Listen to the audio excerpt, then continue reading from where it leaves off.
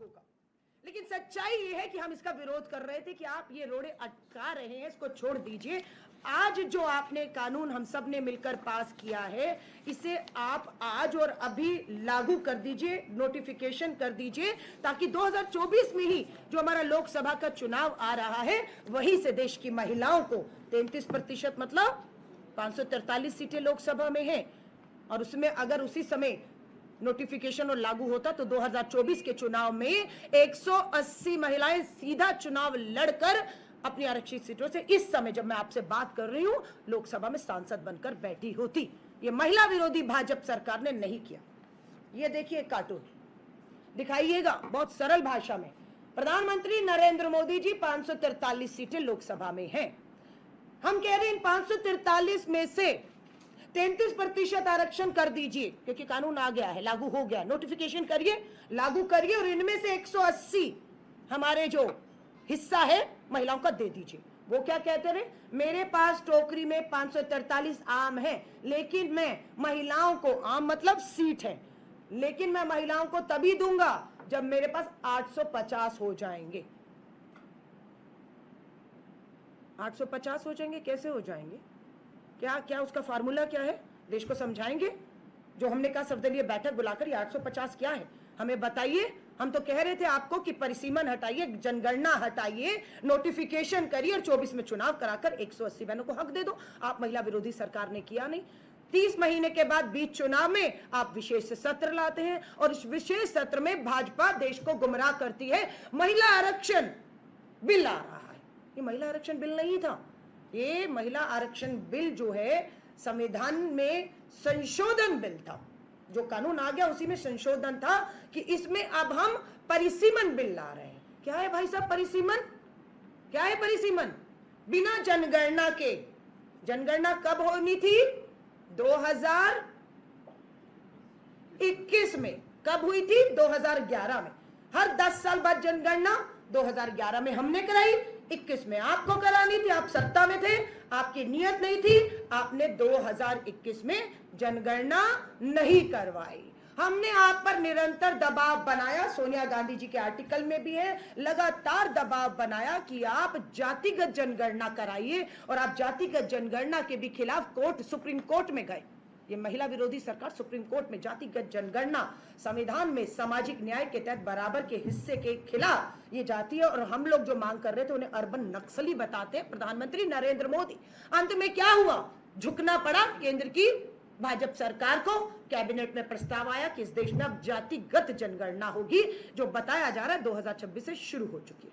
अब हमारा भी ये कहना है कि जब 2011 का एक एक्सरे आपके पास है, 2021 में एक्सरे हुआ नहीं, जाति जनगणना नहीं हुई, इसलिए आपके पास कुछ नहीं है। अब हम इलाज करने जा रहे हैं, तो इलाज के लिए कौन सा एक्सरे काम में सामने रखकर इलाज शुरू करना चाहिए, ऑपरेशन शुरू करना चाहिए, या दवाएं, वो 2011 का होना चाहिए, 26 का। हमने भी ये कह दिया कि आपकी नियत नहीं लग रही। ये नया जो परिसीमन बिल लाए हैं, आप 26-27 की जातिगत जनगणना हुए बिना, उससे पहले सिर्फ 850 सीटें बढ़ाकर अपने मुताबिक आप भूगोल बदलना चाहते हैं भारत की राजनीति और सीटों का, जिससे सीधा नुकसान किसका होता है, दक्षिण भारत और उत्तर पूर्वी राज्यों का सीधा नुकसान हो रहा था। तो ये लोकतंत्र में ये नहीं चलेगा, तानाशाहियां नहीं चलेंगी। और अभी ये 12 साल में पहली बार हुआ कि संविधान विरोधी, महिला विरोधी सरकार को 12 साल में पहली बार पूर्ण बहुमत की सरकार अपने आप को बताते हैं। हमारे मुताबिक उनके पास बहुमत नहीं है, और वो हमने दिखा दिया कि औंधे मुंह आकर इनका परिसीमन बिल हमने गिरा दिया। हमारी मांग दोबारा खड़ी है। पहली मांग हम क्या कर रहे हैं, ये जो 543 सीटें हैं उसी में आज और अभी 33% देकर 180 महिलाओं के लिए सीट आरक्षित कीजिए, और उसे तुरंत प्रभाव से नोटिफिकेशन हो चुका है, लागू कर दीजिए। ये हमारी पहली मांग है। दूसरी हमारी मांग है कि SC/ST बहनों के साथ अति पिछड़ा वर्ग की OBC बहनों को वंचित क्यों रखा जाए, उसकी हिस्सा चोरी हम भाजपा महिला विरोधी सरकार को नहीं करने देंगे। तो दो मांगे हैं। आज जो सीटें हैं उसी में 133%, उसमें 33% कीजिए, महिलाओं को हक दीजिए। दूसरा, हम ये कह रहे हैं कि आप कह रहे हैं देर हो जाएगी, पहले ही बहुत देर हो चुकी है। तो हम आपसे दोबारा सवाल पूछ रहे हैं, चुनाव तो 29 में होना है ना, चुनाव 29 में होना है और ये भी तय है कि 26-27 में जातिगत जनगणना हो जाएगी, नया एक्सरे देश के सामने आ जाएगा। तो आप उसे आधार क्यों नहीं बनाना चाहते? कहीं दाल में काला है कि आपकी नियत ही नहीं है कि आप इस देश में जनगणना या जाति जनगणना नहीं होने देंगे, इसीलिए आप उसे आधार ना बनाते हुए, उसका इंतजार ना किए बिना आप इसे थोपना चाहते अपने मन मुताबिक। ये खेल इन्होंने 2 राज्यों में किया, ये असम में और जम्मू और कश्मीर में। एक जगह 2011 परिसीमन को जनगणना को आधार बनाया और एक जगह 2001 की जनगणना को आधार बनाया और अपने मुताबिक परिसीमन करके रेखाएं खींच दी और दोनों जगह आपने देखा कि भाजपा का खेल में वो कामयाब हो गए, जिसे हमें संसद में, देश में हम कामयाब नहीं होने देना चाहते थे। हम एकजुट थे, हमारी क्लैरिटी थी इंडिया अलायंस के गठबंधन के साथियों की, और हमने इसे कामयाब नहीं होने दिया। हमने इनके मंसूबों पर पानी फेर दिया और हमने महिला आरक्षण कानून को बचा लिया है, नोटिफिकेशन हो चुका है। अब हमारा दबाव है इसे लागू करो। 2026-27 में जातिगत जनगणना होगी, ये हम निरंतर दबाव भाजपा की सामाजिक समीकरण, संविधान विरोधी, महिला विरोधी सरकार पर हम बनाएंगे कि 2026 और 27 में जातिगत जनगणना पूरी हो, उसके आंकड़े हमारे सामने आए। इन्होंने कहा बहुत समय लगेगा, बहुत समय नहीं लगेगा।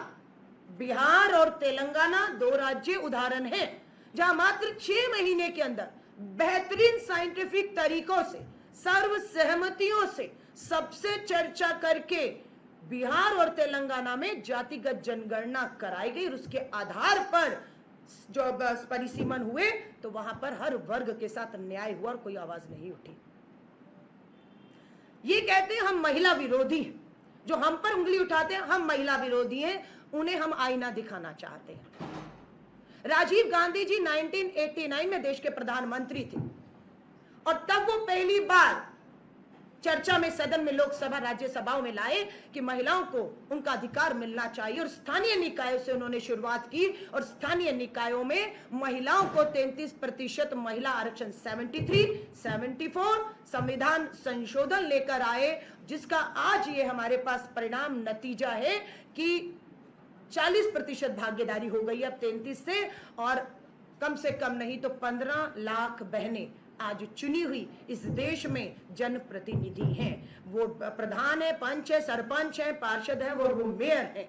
ये कांग्रेस की ही सोच है और संघर्ष था कि 1992 में हम संविधान संशोधन करते हैं, महिलाओं को स्थानीय निकाय में जो है कानून लेकर आते हैं। 92 में नियत थी, इसलिए 93 में विद इन ईयर, 1 साल के भीतर हमने इसको लागू भी कर दिया था। इनकी नियत होती तो ये 23 में जो पास करके भाग लिए और आज ढोंग कर रहे हैं और आज खास सत्र बुलाकर अपनी एजेंडे को परिसीमन के मुताबिक अपनी सीटों को बनाना चाहते हैं, उस पे हमने इन्हें फेल करके संवैधानिक हक को बचाया। श्री राहुल गांधी जी का पत्र है जुलाई 16, 2018 का।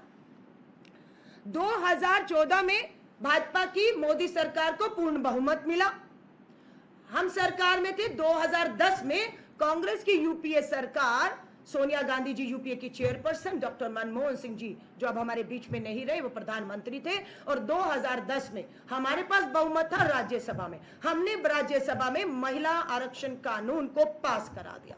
लेकिन जब लोकसभा में कांग्रेस के पास अपने दम पर पूर्ण बहुमत नहीं था, लोकतंत्र है, तानाशाहियों से काम नहीं होता, सहमतियां बनाने में समय लगा और हमारा कार्यकाल पूरा हो गया और 14 में भाजपा की पूर्ण बहुमत की सरकार आ गई। लगा 14 में, अब तो आ गया।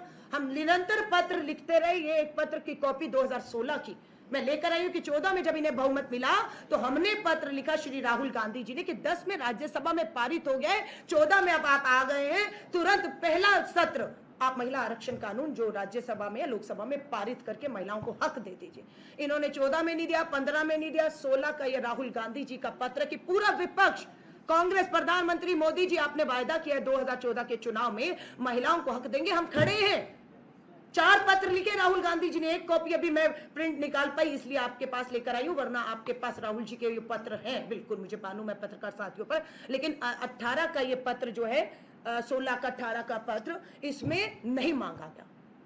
उसके बाद चुनाव आया 2014 के बाद 2019, हमने फिर कहा कि दोबारा बहुमत मिल गया आपको, 5 साल में आप कर सकते थे, 14 से 19 नहीं किया, अब 19 में आपको फिर मिला है, 19 से 24 तक अब आप सरकार में दोबारा आए हैं पूर्ण बहुमत के साथ, अब कर दीजिए। नियत नहीं थी, इन्होंने नहीं किया, 19 में नहीं, 20 में नहीं, 21 में नहीं, 22 में नहीं, 23 में तब किया जब ये 24 के चुनाव में जा रहे थे।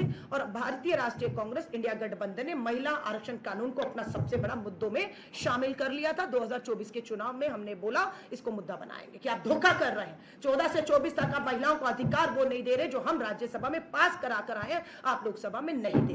तब ये सरकार झुकती है और 2023 सितंबर में ये बिल लाते हैं जो सब सहमति से पास होकर संविधान में कानून बन जाता है, जो आज भी है।